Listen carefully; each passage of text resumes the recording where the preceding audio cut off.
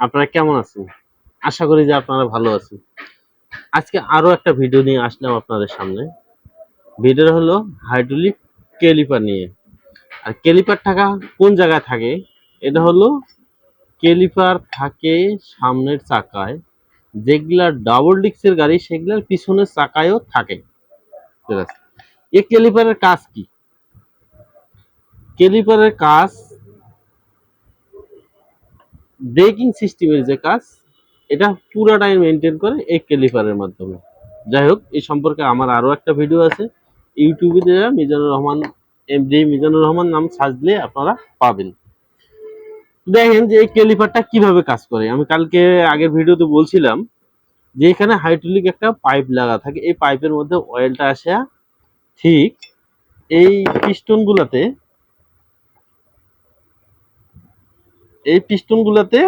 চাপ দেয়।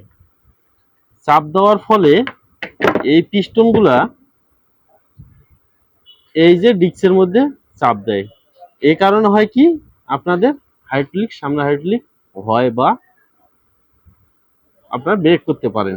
এখন বিষয়টা হলো, এটা সাইডে দুটো অয়েল সিল থাকে, দুটা অয়েল সিল থাকে। এটা এভাবে এটার মধ্যে লাগানো থাকে, ক্যালিপারের মধ্যে লাগানো থাকে। এটা এই জায়গায় এইভাবে সিটিং থাকে। যাই হোক, যারা সামনে পিছনে গাড়ি আগা পাছা করতে দেখবেন যে আপনার সামনের চাকা জাম হইতেছে, বা দেখবেন যে আপনার ডাবল স্ট্যান্ড করবার সামনের চাকা ঘুরে দিয়ে দেখবেন যে আসলে ফ্রি আছে কিনা, কতটুকু ফ্রি আছে। যখন দেখবেন যে জাম হইতেছে, তখন বুঝবেন যে আপনার হাইড্রোলিক ক্যালিপার জাম করতেছে।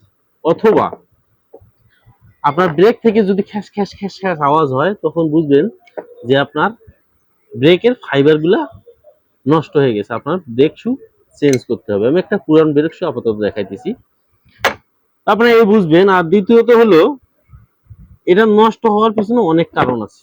যেমন বাংলাদেশের যে পলিউশন, বা অন্য অন্য কান্ট্রিতে যে কান্ট্রিতে আপনি থাকেন না কেন, বিষয়টা হলো এই ক্যালিপারের রাবার গুলো যখন অয়েল, এটা বেশি দিন গেলে অয়েলের কারণে এখানে সাইডে ময়লা জমে।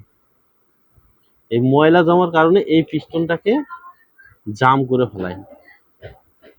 তখনই দেখা যাবে যে আপনার হাইড্রোলিক ডিস্কটা জাম হয়ে গেছে। আপনারা যদি ঠিক করাতে চান, আপনার ফুল ক্যালিপারও চেঞ্জ করতে পারেন, অথবা এই সিলগুলার একটা প্যাকেট পাওয়া যায়, এই সিলগুলা এক প্যাকেট নিয়ে রিপ্লেস করে নিতে পারেন। তাহলে আপনারা কিছুদিন চালাতে পারবেন। কিন্তু এটা পারমানেন্ট সলিউশনের কোনো কাজ না। মেইন সলিউশন হলো এটা চেঞ্জ করা। তারপরেও এটা চেঞ্জ করে চালা যায় গাড়ি।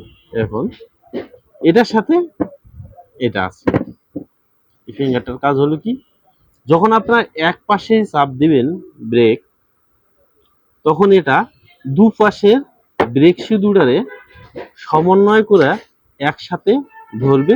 এটার কাজ হলো এটা। প্রথমত এটা এই হোল আর এই হোলের মধ্যে লাগানো থাকে।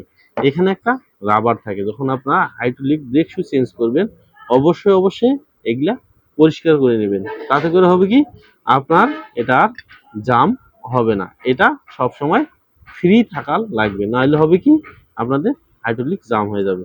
প্লাস আরো একটা বিষয় হলো, যারা দেখা যায় আপনারা অনেক দিন হয়ে গেছে, ব্রেক শু চলে গেছে, আপনার ডিস হয়ে যাবে, মারাত্মকভাবে আপনার ডিস্ক খুলে যাবে। এটা কোনো সময় রিমুভ করা সম্ভব হবে না। কারণটা হলো কি, যখন ডিস্কটা ক্ষয় যাবে, নতুন ব্রেক শু লাগাবেন আপনি, নতুন ব্রেক শুর এই ফাইবারটা থাকবে পুরোটায় একটু ভাসা, পুরোটায় সমান্তরাল সমান থাকবে। কিন্তু দেখা যায় যে আপনারা যখন নতুন ব্রেক শু লাগাবেন, ডিসের সাথে আপনার মিলবে না। তখন মেকানিক্স কি করবে, এই সাইডগুলা ঘষে দেবে। ঘষে দেবে কি কারণে, আপনার ডিসের সাথে এই শুগুলা মিলবে না, তাই ওনারা ঘষা মিল করে সিটিং করে দিবে। আর সিটিং করার পরেও, হ্যাঁ, আপনার দেখা যায় যে যে রকমের আপনারা পাইতেন আগে বা প্রথমে শুরুর দিকে যেরকম পারফরমেন্স পাইতেন, সেই পারফরমেন্সটা পাবেন না। আর এর সাথে একটা লক থাকে। এটা প্রধানত দুই সাইডের ব্রেক শুধু ডিভাইডার হিসাবে কাজ করে।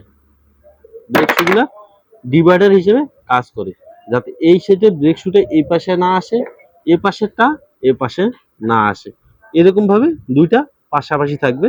এবং মধ্যখান দিয়া দেখা যাচ্ছে আপনার হাইড্রোলিক ডিসটা থাকবে, যাতে করে আপনার কোনো রকমের সমস্যা বা একত্রিত না হয়। আর এটা থাকবে এই যে এই পজিশনে এটা থাকবে, যাতে করে আপনাদের হাইড্রোলিক ডিস যেটা ওটা সুন্দর করে বসানো থাকে। এটা যাতে এদিক সেদিক করে কোনো জায়গায় না লাগে, ঠিক এরকমই থাকবে আপনার।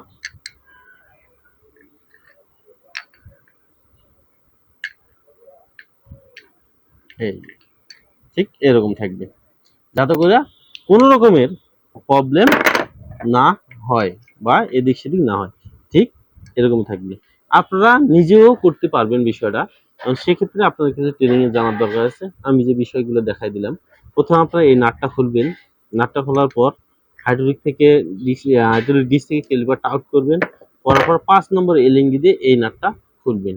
খোলার পর ব্রেক শুগুলো যেরকম করে সিটিং ছিল ঠিক ওই রকম করে সিটিং করে দিবেন, তাহলে আপনাদের হাইড্রোলিক আর কোনো সমস্যা থাকলো না।